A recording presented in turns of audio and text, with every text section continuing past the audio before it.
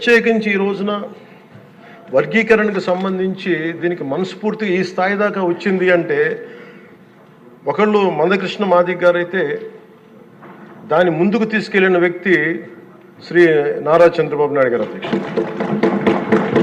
అలాంటి ఆత్మగౌరవ పోరాటాన్ని ముందుకు తీసుకెళ్లి దాన్ని ఆంధ్రప్రదేశ్ ఉమ్మడి రాష్ట్రంలో ప్రవేశపెట్టిన ఘనత, దాన్ని ముందుకు తీసుకెళ్లిన ఘనత శ్రీ నారా చంద్రబాబు నాయుడు గారికి మన గౌరవ ముఖ్యమంత్రి గారు దక్కుతుంది అధ్యక్ష. ఈ రోజున దేశ స్థాయిలో దీన్ని ముందుకు తీసుకెళ్లగలుగుతున్నాం అంటే ప్రధానమంత్రి గారు దృష్టిలో పడిందంటే దానికి నాంది ఆంధ్రప్రదేశ్ నుంచే పడింది అధ్యక్ష. ఇలాగ అనేక విభిన్నంగా ఒక్కొక్క చోట ఉన్న ఈ డామినెన్స్ కావచ్చు, లేదంటే ఎక్కువ శాతం తీసుకోవడం కావచ్చు, ఇట్స్ అ బ్యాలెన్సింగ్ యాక్ట్ అధ్యక్ష.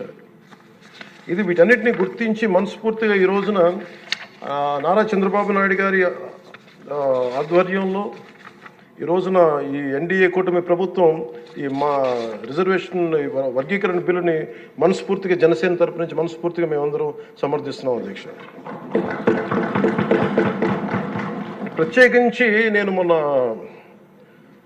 రాజీవ్ రంజన్ మిశ్రా గారితో మాట్లాడుతూ ఉంటే 100 నుంచి 10,000 లోపు ఉన్న దాదాపు 59 ఉపకులాలు, మా దళిత కులాలు, ఇవన్నీ మాలమాదిగా దళిత ఉపకులాలతో సహా 59 ఎక్కువ సంఖ్యాబలం ఉన్నాయి. దీన్ని ఎలా చేస్తారంటే 100 లోపు నుంచి 10,000 లోపు ఉండే 46 కులాలు అధ్యక్ష.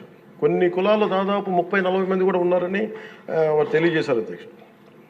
అలాగే ఈ సైంటిఫికలీ ఎనలైజ్డ్ ఎంపిరికల్ డేటాని 4 నెలల వ్యవధిలో గౌరవ ముఖ్యమంత్రి గారు బాధ్యత తీసుకొని మంత్రివర్గంతో ఒక కమిటీని ఏర్పాటు చేసి వన్ మ్యాన్ కమిషన్ గారు శ్రీ రాజీవ్ రంజన్ మిశ్రా గారి ఆధ్వర్యంలో నవంబర్లో మొదలై మార్చి 4 నెలల వ్యవధిలో దీన్ని డేటానంతా సైంటిఫిక్గా అనలైజ్ చేసి ఎంపిరికల్ డేటాని విద్యా, సామాజిక, ఆర్థిక, రాజకీయ అంతర్గత వెనుకబాటుతనాన్ని వారు మూడుగా విభజించిన విధానం చాలా అద్భుతంగా ఉంది అధ్యక్ష.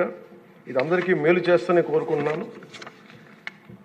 మందకృష్ణ గారు వర్గీకరణ ఉద్యమానికి ఆద్యులు. మందకృష్ణ గారు వర్గీకరణ ఉద్యమానికి ఆద్యుడు, వర్గీకరణ సాధన పోరాట సమితి యోధుడు అధ్యక్ష మందకృష్ణ గారు. నారా చంద్రబాబు గారు సైబర్బాద్ సృష్టికర్తే కాదు, వర్గీకరణ రూపకర్త కూడా.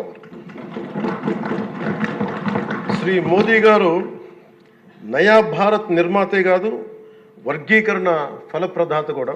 అందుకని మనస్ఫూర్తిగా ఈ వర్గీకరణ బిల్లుని ముందుకు తీసుకెళ్ళి దీనిని ఆంధ్రప్రదేశ్ అసెంబ్లీలో ఈరోజు ప్రవేశపెట్టినందుకు మనస్ఫూర్తిగా ముఖ్యమంత్రి గారికి, అందరికీ, మంత్రివర్గానికి, సభ్యులందరికీ మనస్ఫూర్తిగా ధన్యవాదాలు తెలుపుకుంటూ స్పీకర్ గారికి నా హృదయపూర్వక ధన్యవాదాలు తెలియజేసుకున్నాను అధ్యక్ష.